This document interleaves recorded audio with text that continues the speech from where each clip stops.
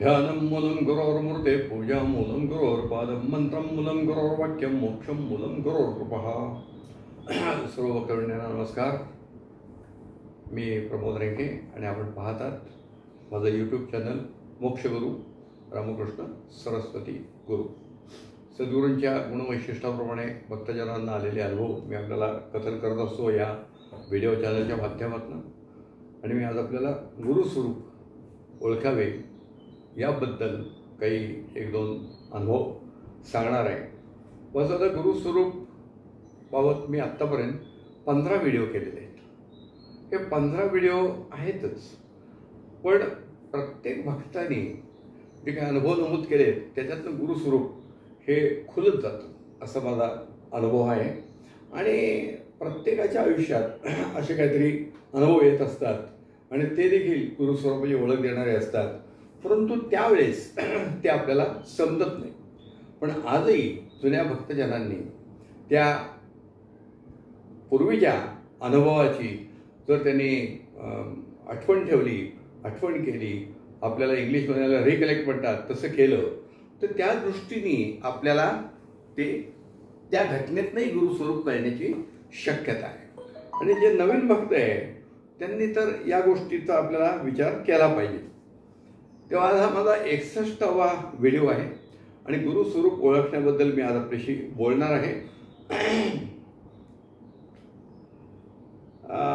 आमच्या गुरुदेवांचे एक भक्त, जुने भक्त आहेत. 1957 साली ते प्रथम गुरुग्रहाची पायरी चढले होते. तर प्रभाकर देशपांडे, ज्यांना आम्ही रणगाडा फेम देशपांडे असं म्हणतो, कारण रणगाड्याच्या अपघातातून सद्गुरूंनी त्यांना वाचवलेलं आहे. तो अनुभव मी नंतर पुढच्या याच्यात सांगणार आहे.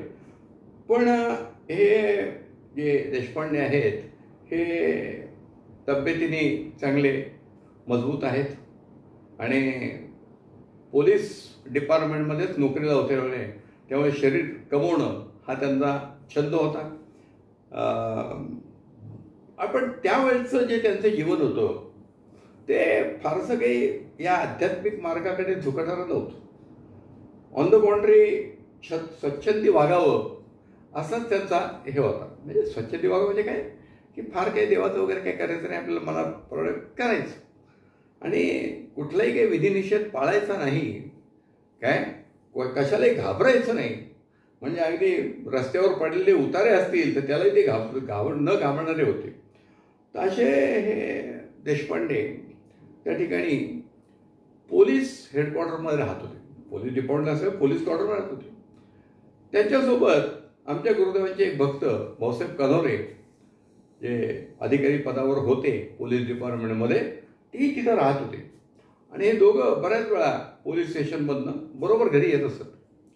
आणि बरोबर आल्यानंतर संध्याकाळच्या वेळेस भाऊसाहेब कुठेतरी बाहेर जायचे आणि तास 2 तासांनी यायचे. आणि काही दिवस अवलोकन केलं, हे कुठे जातात, एवढी आपली त्यांची आता रोजची जवळीक आहे, आपल्याला काही त्यांनी कधी बोललेलं नाही व्हावं असं त्यांना वाटायला लागलं. आणि म्हणून त्यांनी एक दिवस भाऊसाहेबांचा पाठलाग केला. आता पोलीस डिपार्टमेंटमध्ये पाठलाग वगैरे करणं नेहमीच असतं. म्हणजे पोलीस काय करतील कोणाच्याबद्दल हे सांगता येत नाही. म्हणजे सगळे लोक असं म्हणतात की पोलिसांची मैत्री आणि पोलिसांची शत्रुत्व हे दोन्ही करू नये. का ते पोलिसांच्या डोक्यात कधी काय येईल ते काय सांगता येत नाही. हा त्यांच्या कर्तव्याचा भाग आहे बरं का, बाकी काही नाही. यात तो पोलीस जी व्यक्ती आहे ती वाईट असते अजिबात नाही, ती चांगलीच असते. पण यांनी आपल्याच वरिष्ठांचा पाठलाग सुरू केला. आणि मग त्यांच्या असं लक्षात आलं, आशा टॉकीच्या पाठीमागच्या एका बोळात एक वाडा आहे आणि त्या वाड्यात, शेवटच्या वाड्यात भाऊसाहेब गेलेले आहेत. आता ते पुढे काही गेलेले नाही, तिथे थांबलं त्यांचं येणं. आणि त्याच्यानंतर 2-3 दिवसांनी त्याने हा प्रश्न भाऊसाहेबांना विचारला. तर स्वाभाविकपणे ते त्यांचे अधिकारी होते, आपल्याला साहेब रागवतील असं त्यांना वाटलं. पण भाऊसाहेबांनी त्यांना अजिबात रागवलेलं नाही. आणि भाऊसाहेबांनी त्यांना सांगितलं की मी माझे तिथे सद्गुरू परमपूज्य रामकृष्ण क्षीरसागर महाराज राहतात आणि मी त्यांच्या दर्शनाला जात असतो. तुझी इच्छा असेल तर तुलाही घेऊन जाईल. आणि म्हणून त्यांनी ठरवलं की आता आपण एक दिवस जाऊ. आणि एक दिवस संध्याकाळच्या वेळेस त्यांचं जाण्याचं निश्चित झालं. भाऊसाहेब ते देशपांडे, प्रभाकर देशपांडे हे अशा टॉकीजच्या पाठीमागे कुकडेवाड्यामध्ये गेले. तो कुकडेवाड्याचा जिना वगैरे चढले आणि जिना चढल्यानंतर तिथे पाय धुवायला पाणी असायचं. ते पाय वगैरे धुतले आणि कुकडेवाड्यातली जी गुरुदेवांची खोली होती, अगदी 2 खाणाची खोली होती, फार काही मोठी नव्हती. तर त्या खोलीमध्ये भाऊसाहेब दर्शनाला गेले आणि देशपांडे पाठीवर. भाऊसाहेब पुढे गेले आणि देशपांडेने एक आत पाऊल टाकलं. उंबरठा असा होता, आत एक पाऊल टाकलं आणि ते पाऊल टाकल्याबरोबर त्यांची पाचावर धारण बसली. त्यांना एवढं एक मोठं त्या ठिकाणी तेज दिसलं की ते तेजापुढे ते घाबरले.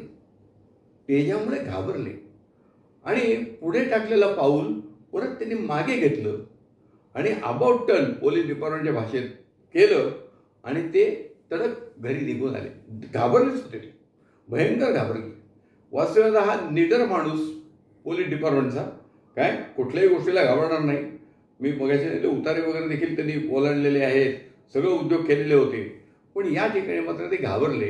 कारण काय की गुरुदेवांचं जे तेज आहे ते तेज तिथं त्यांना दिसलं. परमेश्वर हा नेहमी तेज स्वरूपात असतो असं गुरुदेवांनी आपल्याला अनेक वेळा सांगितलेलं आहे. तर देशपांड्यांना हे तेज स्वरूपाचं दर्शन झालं, पण ते घाबरले आणि ते पाठीमागे गेले. त्यानंतर काय झालं की भाऊसाहेब आतमध्ये बसले होते आणि भाऊसाहेब सारखे दाराकडे बघत होते. तर महाराज विचारलं, का हो, काय बघताय तुम्ही? ते म्हणले, नाही, माझ्याबरोबर ते प्रभाकर देशपांडे आले, ते का नाही आत आले? तर गुरुदेवांनी सांगितलं, अजून इथे येण्याची त्यांची वेळ आलेली नाही, ते आत्ता येणार नाही. आता तो प्रश्न मिटला. त्याच्यानंतर मग 1957च्या आसपासची गोष्ट आहे.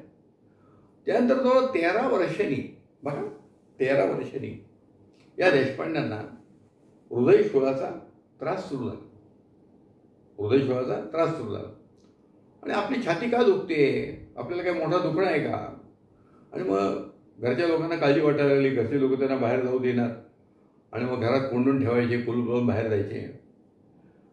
आणि एक दिवशी ते झोपलेले असताना त्यांना कोणतरी असं गदगद हलवून उठतंय. अरे, तुला येता येत नाही का? तुला येता येत नाही का? बोलवणं लागतं का तुला? असं आवाज यायला लागला. आणि मग ते ताडकन उठले. त्या खिडकीत वगैरे काय ते बाहेर पडले असं त्यांनी दिले, म्हणजे एकदा लक्षात नाही. पण ते उठले आणि डायरेक्ट त्या कुकडेवाड्यात गुरुदेवांच्या दर्शनाला गेले. सद्गुरूंनी त्यांचं बसा म्हणले आणि म्हणले, का रे, तुला बोलवणं लागतं का इथे यायला? किती वेळा तुला बोलवायचं?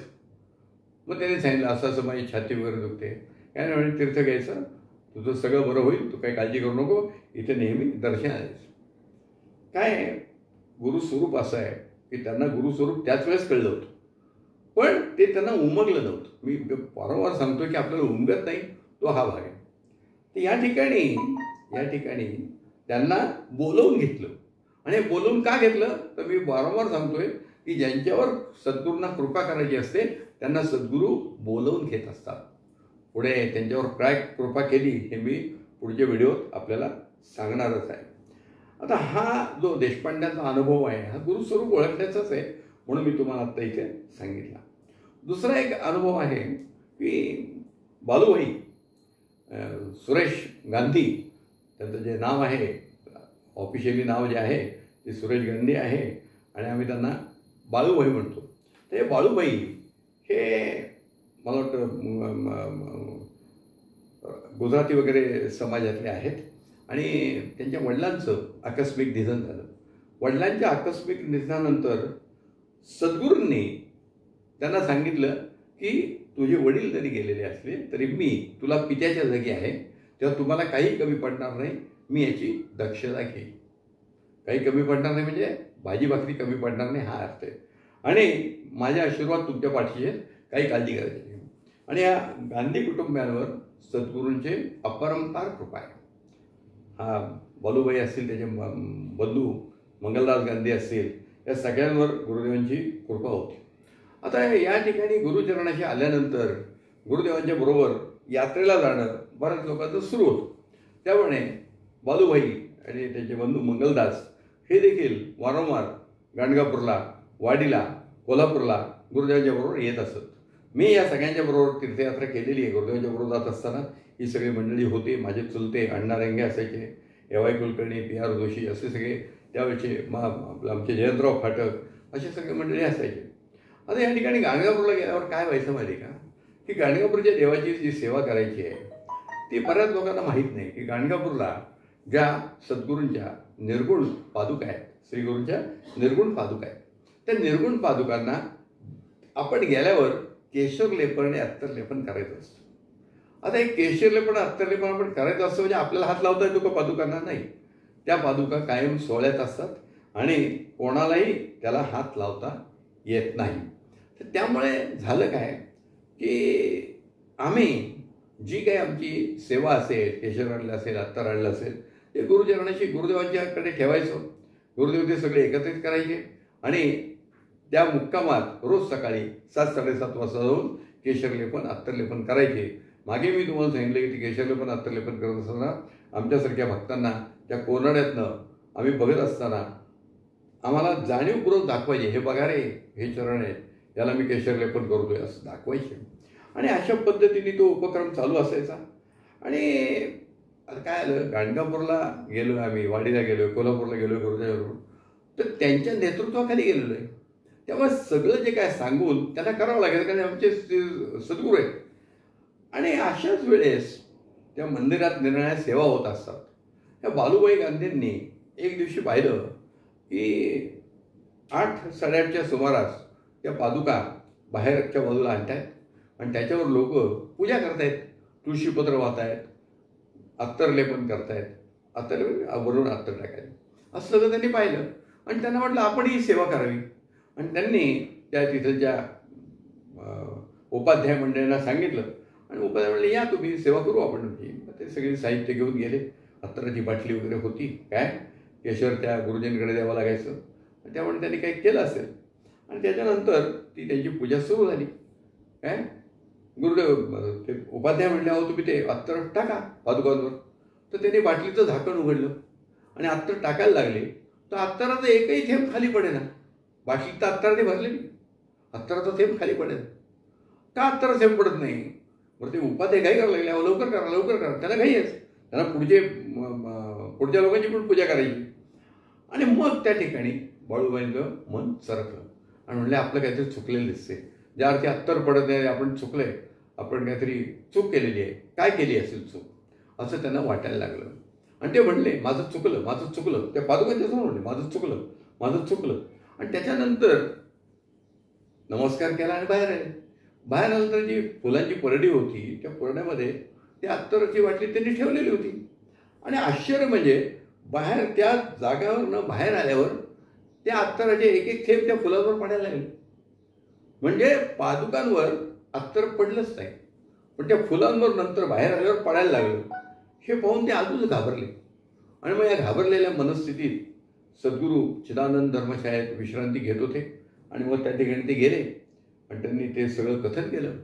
म्हणजे मी असा आज करायला गेलो आणि असं असं झालेलं आहे, तर माझ्याकडनं काय चुकलं आहे, मला असं का व्हावं, अत्तर पादुकांवर का नाही पडलं? सद्गुरू म्हणले मी याचं उत्तर तुम्हाला उद्याला देईन. आणि सद्गुरूंनी ती वेळ मागून घेतली. आणि दुसऱ्या दिवशी त्यांना सांगितलं की अरे तुम्ही माझ्याबरोबर आलेला आहात, जी काही सेवा करायची तुम्ही इथे अर्पण केली होती, मी तीच सेवा तिथे अर्पण केली गेली, तुमच्यातर्फे केलेली आहे. आणि मग तुम्ही परत त्या ठिकाणी का गेलात? काय आणि गेलात तर माझी परवानगी घेऊन घ्यायचं. तुम्ही माझी परवानगी घेतली नाही, तसंच गेलात. हे दोन्ही स्थानं एकच आहेत. तिथं नरसिंह सरस्वतीच्या पादुका असल्या तरी मी देखील त्या नरसिंह सरस्वतींनी मला कृपांकित करून या पदावर इथं बसवलेलं आहे. त्यामुळे दोन्ही स्थानं एकच आहेत, यात कधीही भेदाभेद करू नका. आणि जे काही करायचं असेल ते तुम्ही माझ्या परवानगीने करा.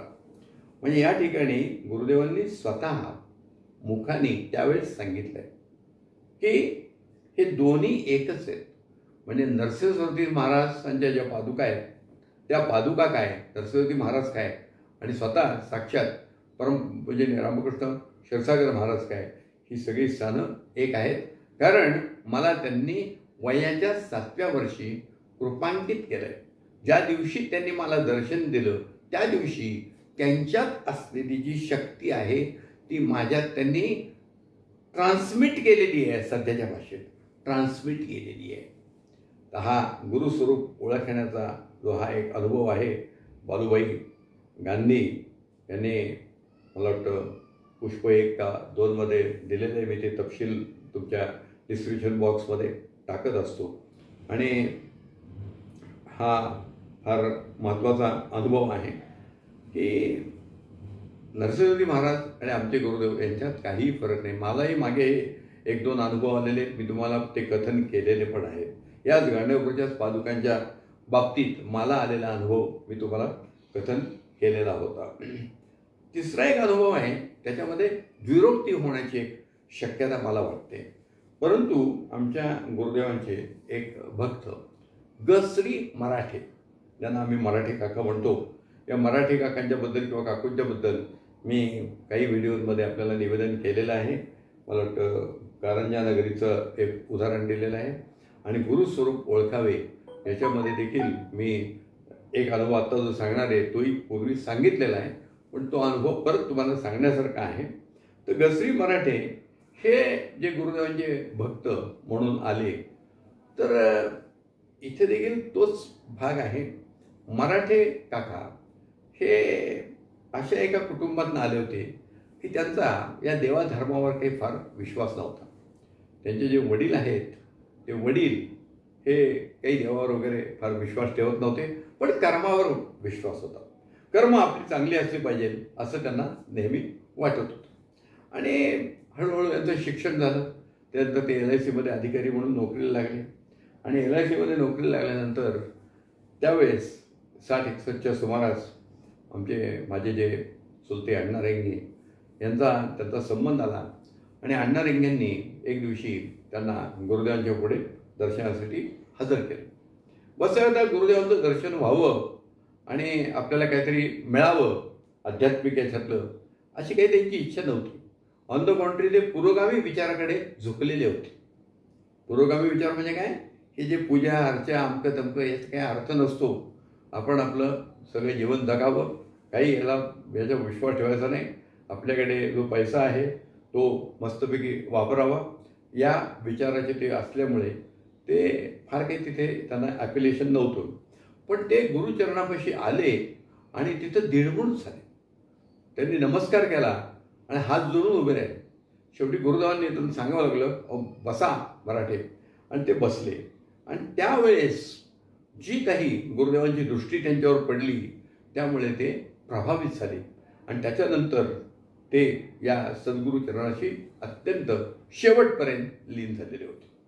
आता या ठिकाणी मी सांगणार काय की जरी या पुरोगामी विचार वगैरे असले तर त्या पुरोगामी विचार असताना देखील पुण्यामध्ये असताना मराठे कुटुंबीय म्हणजे मराठे काका आणि स्वभावगती मराठे काकू या गुळवणी महाराजांचं दर्शन घेत होते. मराठे काकांनी लिहिले की माझा देवाधर्मावर विश्वास होता, पण माझ्या पत्नीचा फार विश्वास होता. तिला कायम असं वाटायचं की आपल्याला गुरु लाभावे आणि त्यांचं रामकृष्ण परमहंसावर जास्त विश्वास होता. रामकृष्ण परमहंस विश्वास होता आणि आपल्याला असे गुरु लाभावे असं त्यांना वाटायचं आणि या माध्यमातून त्यांना तो लाभ झालेला आहे. तर त्यावेळेसही पुण्यात म्हणजे आमच्या गुरुदेवांकडे येण्याच्या आधी ही मंडळी गुळवणी महाराजांकडे दर्शनाला जात असत. आणि गुळवणी महाराजांकडे गेल्यानंतर स्वाभाविकपणे त्यांची काही चर्चा वगैरे होत असे. आता इकडे नगरला आल्यानंतर त्यांना असं वाटलं की आपण महाराजांच्या कानावर घालावं आणि म्हणून गुळवणी महाराजांनी सांगितलं की नगरमध्ये क्षीरसागर महाराजांचं वास्तव्य आहे आणि असं असं मध्ये आम्ही गेलो होतो. आता मी तिथं त्यांच्याकडे दर्शनाला गेलेलो आहे आणि मला तिथं फारच विलक्षण असं वाटायला लागलं आणि मला तिथे जाण्याची आता एक ओढ निर्माण झालेली आहे. तेव्हा गुळवणी महाराजांनी त्यांना सांगितलं की आम्ही जे तपश्चर्याने मिळवलं आहे ते त्यांच्याकडे जन्मजात आहे. ते ईश्वराचं रूप घेऊन जन्मालाच आलेले आहेत. ईश्वराचं रूप घेऊन जन्माला आलेले आहेत आणि या ठिकाणी तुम्ही त्यांचे चरण अजिबात सोडू नका. त्यांनी तुम्हाला हाकलून दिलं तरी त्यांच्या चरणापासून दूर जायचं नाही. ही जी अशी मंडळी असतात ती फार लोकांना आपल्याकडे येऊ देत नाहीत. त्यामुळे तुम्ही आता त्यांचे चरण सोडू नका. म्हणजे गोळवणी महाराज हे वृद्धावस्थेत होते आणि आमचे गुरुदेव युवावस्थेत होते. त्यावेळेस या वृद्ध गुरूंनी आमच्या गुरुदेवांच्याबद्दल जी उद्गार काढलेले आहेत ते त्यांचं गुरुस्वरूप आपल्याला ओळखण्याकरताच काढलेले आहेत असं माझं तरी मत आहे. मी मागेही तुम्हाला सांगितलं आहे की गोळवणी महाराज जेव्हा पुण्यात यायचे, माझ्या घरी उतरायचे, गोळवणी महाराज आमचे गुरुदेव जेव्हा आमच्या घरी उतरायचे त्यावेळेस पुण्यामध्ये गोळवणी महाराजांचं आवर्जून दर्शन घ्यायला ते जायचे. आणि या दर्शनात या दोन्ही सत्पुरुषांना एक विलक्षण समाधान आणि आनंद असायचा. त्यांची चर्चा काय व्हायची हे आम्हाला त्यावेळेस कळत नव्हतं, पण एक त्यांच्या दोघांच्या मुखकमलावरील आनंद बघून आम्हाला वाटायचं की या दोघांना अत्यंत एक समाधान आहे. म्हणजे या मार्गातले हे जे सत्पुरुष असतात ते एकमेकांचा किती आदर करतात हे आपण लक्षात घ्यायला पाहिजे. मराठी काकांचा अनुभव मी द्विरोक्ती म्हणून सांगितलं आहे, परत एकदा पूर्वी सांगितलेला आहे, पण अजून सांगितलं आहे की गुरुस्वरूप ओळखावे याकरता मी हा आपल्याला सांगितलेला आहे.